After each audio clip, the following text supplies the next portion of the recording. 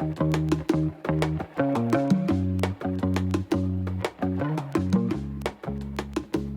everyone, it's me Justina from Investigative Sophism. Welcome back.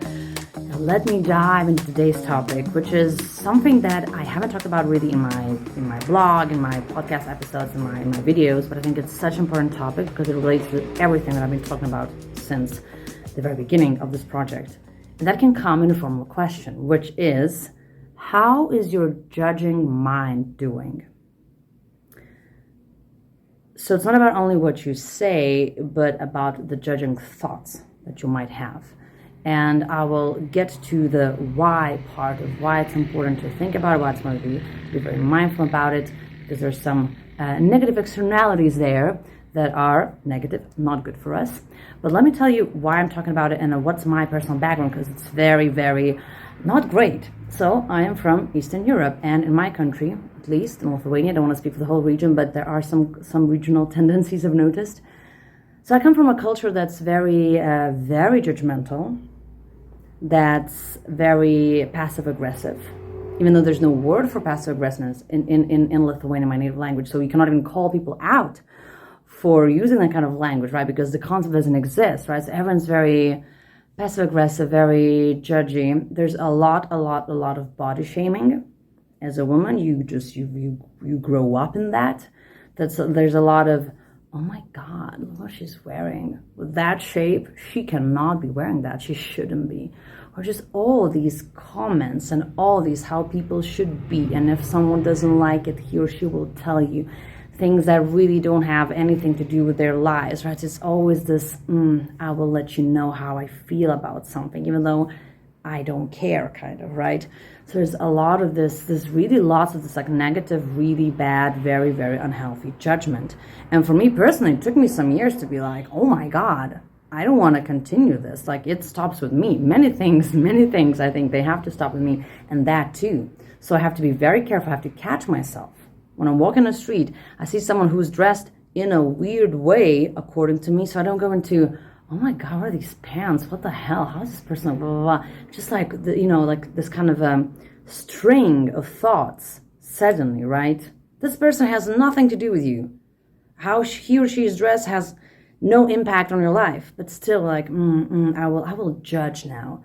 So I had, when I was much younger, I had a lot of that, but I kind of caught myself. I reflected a lot on that. I'm like, I don't want to, this doesn't serve me.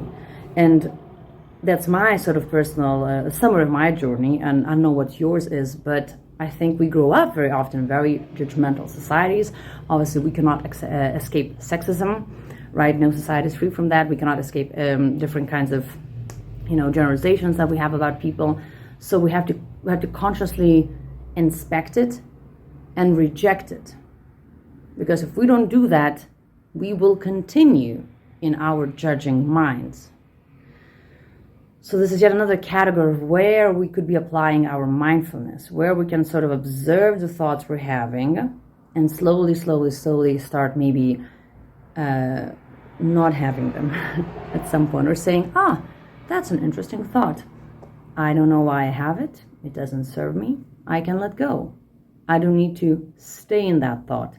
It can come, that thought, that judgy thought, can come as a cloud, and it will pass also as a cloud. I don't need to stay there. I don't need to chase that cloud, right? And maybe at some point that cloud won't even come when we've trained our thoughts a little bit better.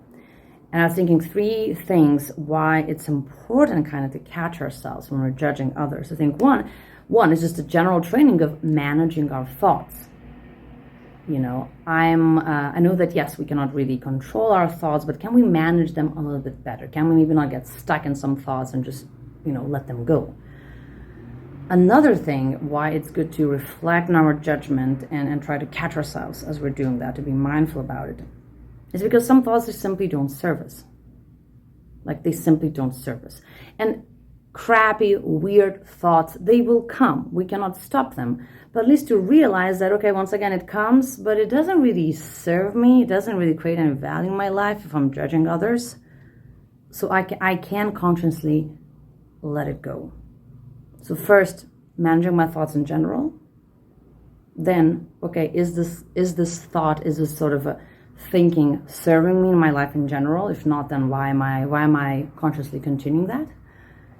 And the third thing, I think this is very, very, very, very important, is that I think usually if we judge others harshly, just all these comments, how something was done, how someone looks, how, what things happen, how they're supposed to happen, it's quite likely that we judge ourselves, or we have the ability, the capacity to judge ourselves also very, very harshly.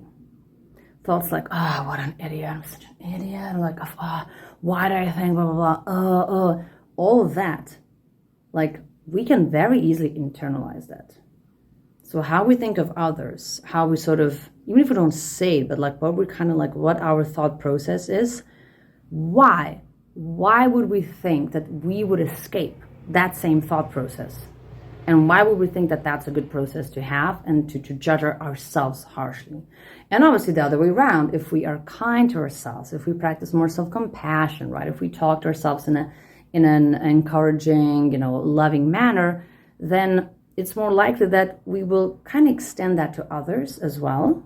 But just like with compassion, we know that it's easier to first extend that compassion to others, and only then we can include ourselves. That beautiful saying by Jack Kornfield, if your compassion doesn't include yourself, it's incomplete.